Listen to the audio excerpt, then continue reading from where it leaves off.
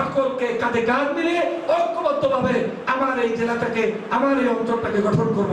আমার এই অঞ্চলের সকল ভাইদের কাছে আমার আহ্বান থাকবে। বিএনপি থেকে পদত্যাগ করে ঝালকাঠি ১ রাজাপুর কাঠালিয়া সংসদীয় আসনে নিজেকে স্বতন্ত্র এমপি প্রার্থী হিসেবে ঘোষণা দিয়েছেন ডক্টর ফয়জুল হক। সোমবার বিকেলে ঝালকাঠি প্রেস ক্লাব হলরুমে সংবাদ সম্মেলনে তিনি এই ঘোষণা করেন।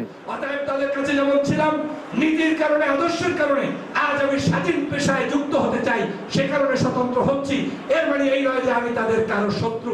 সম্প্রতি তিনি বিএনপি থেকে পদত্যাগের ঘোষণা দিলে দেশব্যাপী বিষয়টি আলোচিত হয়। ফয়জুল হক বক্তব্যে তার রাজনৈতিক বিভিন্ন বিষয় তুলে ধরেন। এমন কোনো দিন নেই যে আমি টকশোতে, অনলাইনে, ইউটিউবে বক্তব্য দেইনি। কেন দিয়েছি? ফেসিবাদের পতনের জন্য। আমার টার্গেট ছিল আওয়ামী লীগের চাইতে। ডক্টর ফয়জুল হক বলেন, রাজনীতিতে শান্তির বার্তা নিয়ে রাজাপুর কাঠালিয়ায় সবার সাথে ঐক্যবদ্ধভাবে কাজ করতে চাই। যেখানে অন্যায় অপরাধ আছে তার বিরুদ্ধেই আমার কণ্ঠ সোচ্চার ভূমিকা পালন করে। যারা নিরপরাধ, নির্যাতিত তাদের পক্ষেই আমার অবস্থান। আওয়ামী লীগের চাইতে বাংলাদেশের প্রেক্ষাপটে, সেই সময়ের প্রেক্ষাপটে জুলুম, নির্যাতন, অত্যাচার এবং খুনি সরকার আর কেউ ছিল না। তখন আমার টার্গেট ছিল দাদা। আওয়ামী ফেসিবাদের বিরুদ্ধে কথা বলায় টানা ৬ বছর দেশে আসতে দেয়া হয়নি উল্লেখ করে তিনি বলেন, মালয়েশিয়াতে ২ বার গুম করার চেষ্টা করা হয়েছিল, তবুও সবসময় বিভিন্ন মিডিয়াতে ফেসিবাদের বিরুদ্ধে সোচ্চার ছিলাম। ১৬ বছর এমন কোনো দিন নেই যে আমি টকশোতে, অনলাইনে, ইউটিউবে বক্তব্য দেইনি। কেন দিয়েছি? ফেসিবাদের পতনের জন্য। আমার টার্গেট ছিল। তিনি আরো বলেন, মালয়েশিয়া বিএনপিতে সমাজ কল্যাণ বিষয়ক সম্পাদক ছিলাম। বিএনপির স্বর্ণ সময়ে আমি পদত্যাগ করেছি, কারণ তারা এখন চাঁদাবাজি, দখল, ছিনতাই, হত্যা, দালালি সহ নানা অপকর্মে জড়িয়ে পড়েছে। আমি সবসময় নির্যাতিতের পক্ষে এবং নির্যাতনকারী ফ্যাসিবাদের বিপক্ষে। ইসলামী মূল্যবোধে বিশ্বাসী আমি। সকল ভাইদের কাছে আমার আহ্বান থাকবে, আসেন আমরা সবাই মিলে একটি শিক্ষিত সমাজ, একটি ভদ্র সমাজ, একটি আধুনিক নগরী হিসেবে কায়েম করি।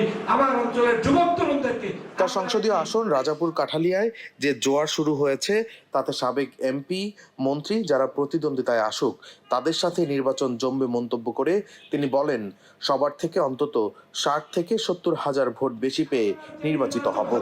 এই নির্বাচনে আমি বিশ্বাস করি, আত্মবিশ্বাস, আমার ধারণা ৭০,০০০, ৬০,০০০, ৭০,০০০ ভোট অতিরিক্ত পেয়ে রাজাপুর কাঠালিয়াবাসী আমাকে নির্বাচিত। এ সময় তার সমর্থনে বক্তব্য রাখেন মাওলানা Azizur Rahman, homeopathic medical college হাসপাতালের অধ্যক্ষ ডাক্তার মোসাদ্দেক হোসেন, কাঠালিয়া ফাজিল মাদ্রাসার অধ্যক্ষ মাওলানা ইদ্রিস আলী মিয়া, রাজাপুর ইউসুফ আলী খান মাধ্যমিক বিদ্যালয়ের সিনিয়র শিক্ষক ফারুক আহমেদ, কাঠালিয়ার সাবেক কলেজ অধ্যক্ষ মোহাম্মদ মোফাজ্জল হোসেন। এ সময় ডক্টর ফয়জুল হকের কর্মী সমর্থক ও বিভিন্ন স্তরের লোকজন উপস্থিত ছিলেন। আপনাদেরও সমর্থন চাই এজন্য যে আপনারা একটু কলমের কালি দিয়ে, একটু আপনার মুখের ভাষা দিয়ে আমার পাশে যদি একটু দাঁড়াতে পারেন, তাহলে আপনার এই কথা এবং সমর্থন আমার মতো ব্যক্তিকে যদি।